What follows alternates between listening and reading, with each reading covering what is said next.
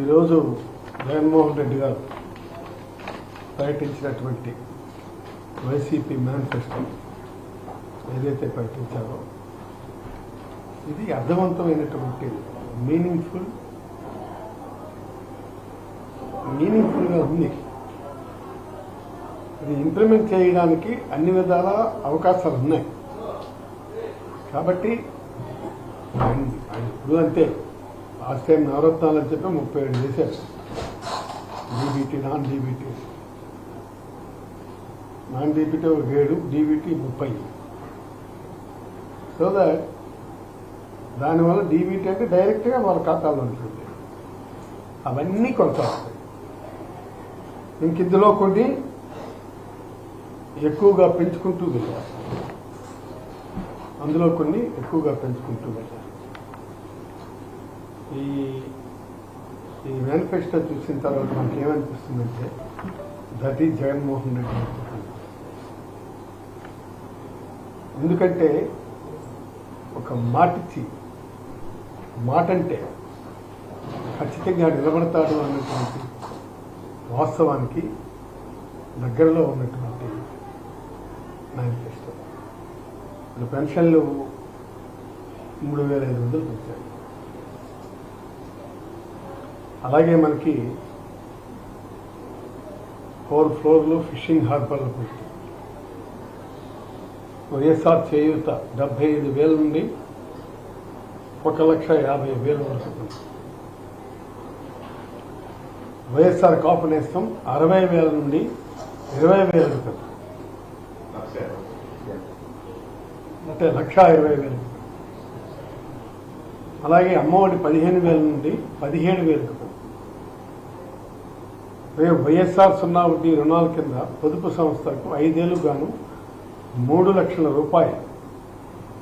అలాగే కళ్యాణమస్తు షాదీ తోఫా కొనసాగి ఖచ్చితంగా 10th పాస్ అవ్వాలి. పేదల ఇళ్ల పట్టాలు కొనసాగి పట్టణ గృహ నిర్మాణం కింద ప్రతి ఏటా 1000 కోట్ల కేటాయింపు పట్టణాల్లో ఉండే మధ్యతరగతి ప్రజలు కోసం. పెన్షన్ల పెంపు 3,500, జనవరి 2028లో 250, 29లో 250. అంటే మిగిలిన సంవత్సరాల్లో పెంచుతాడని అర్థం.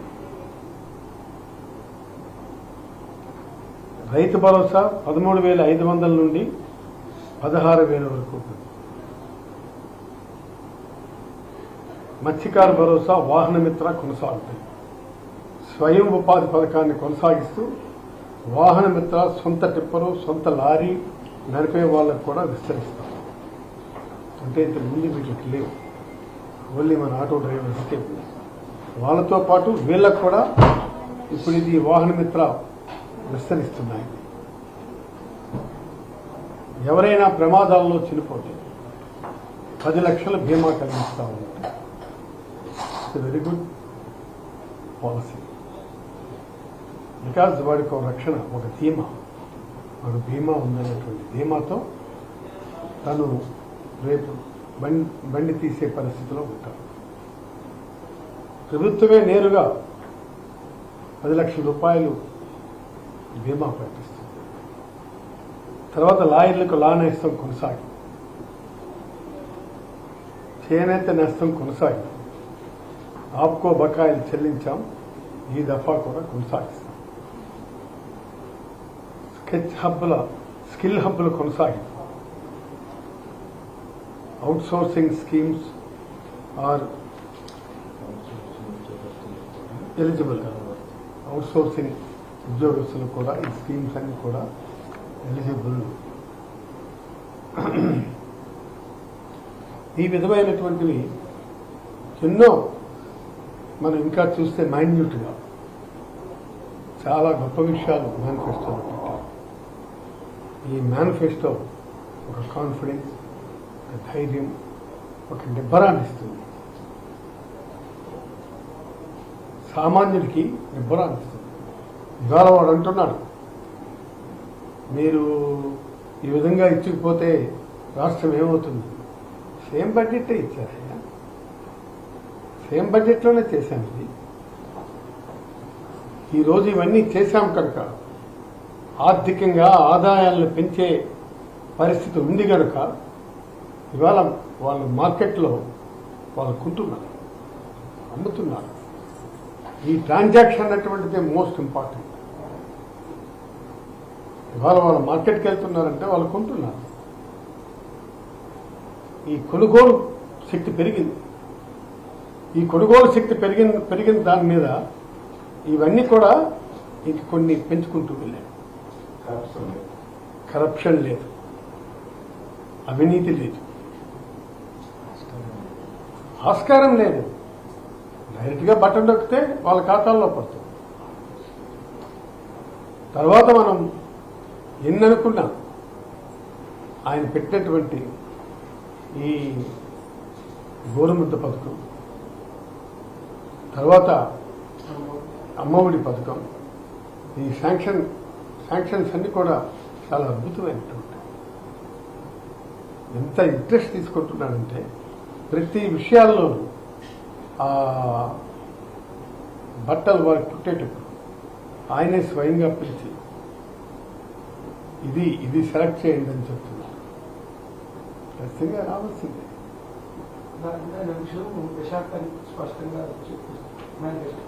అందుకే నేనేమంటున్నానంటే వీటన్నిటిలో కూడాను చాలా స్పష్టమైనటువంటి అభిప్రాయాలతో ఉన్నారు. ఒకప్పుడు కుర్రాడు స్కూల్కి వెళ్తే మనం చూసాం, చెవుడు ముక్కు చెరిగిన తల ఎదిగిన పలక ఇవన్నీ వెళ్ళేవాడు. ఆ తల్లి అనుకునేది ఆ పక్కన కాస్త ధనవంతుల బిడ్డలు టిప్ టాప్గా వస్తే ఈ విధంగా నా కుర్రాడు ఎప్పుడు వస్తాడా అని చెప్పి కానీ ఆమె కళ ఇంత వేరం నెరవేరుతుందని తను ఎక్స్పెక్ట్ చేయలేదు. ఆ కళను నెరవేరుస్తూ ఇవాళ ఆ పేదవాడి పిల్లడే బ్రహ్మాండమైనటువంటి యూనిఫామ్తో స్కూల్కి వెళ్తున్నారు. ఆయన చాలా చాలా చాలా స్పష్టమైనటువంటి ఆలోచనతో ఇవాళ ఆ తల్లి పడుతున్నటువంటి ఆనందం ఎంతుంటుందంటే ఆ బిడ్డను చూసి, ఆ యూనిఫామ్లో ఆ భోజనం చూసి ఎంతో గర్వపడుతుంది. ఇవాళ మన స్కూళ్ళల్లో చూస్తే మీరు వెళ్ళారు కదా, నాడు నేడు చూస్తే ఎంత అద్భుతమైనటువంటి విషయాలు. మనకి అక్కడ కట్టినటువంటి టాయిలెట్స్ చూస్తే ఏ కార్పొరేట్ స్కూల్స్లో కూడా లేవు. డిజిటల్ బోర్డ్స్ మరి మనకి డిజిటల్ బోర్డ్స్, ఇంగ్లీష్ మీడియం ఇవన్నీ చెప్తున్నారు. ఇవాళ వాళ్ళు చేస్తున్నటువంటిది వండర్ఫుల్ జాబ్. కాబట్టి నేను అంటున్నాను, ఇవాళ వాళ్ళు చెప్తున్నటువంటి చదువులు వాళ్ళు ఇంటర్నేషనల్ స్టాండర్డ్స్తో రీచ్ అయ్యి వాళ్ళు అక్కడికి వెళ్తున్నారు. అందుకే ప్రతి ఏటా ఈ ఐబీ కరికులంని వాళ్ళు ఇంప్లిమెంట్ చేస్తున్నారు. ఎప్పటికప్పుడు చెక్ చేస్తున్నారు అది ఏ విధంగా జరుగుతుంది, ఇది ఏ విధంగా ఇంప్లిమెంట్ అవుతుంది.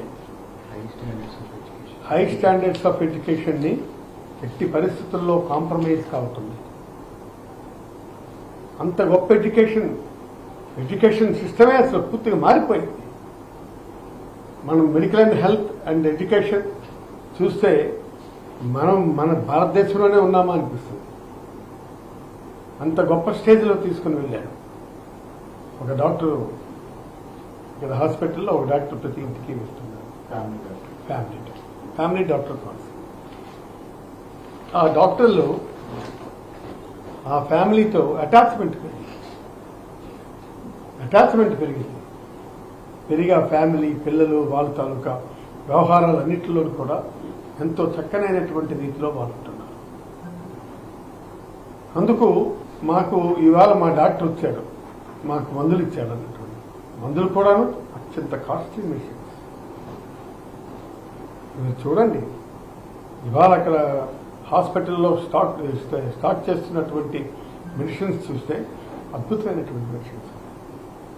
అందుకే నేను చెప్తున్నాను, ఈ విధమైనటువంటి విధానాలు మనకు అన్నడూ లేవు, ఇక వస్తుందని కూడా అనుకోను.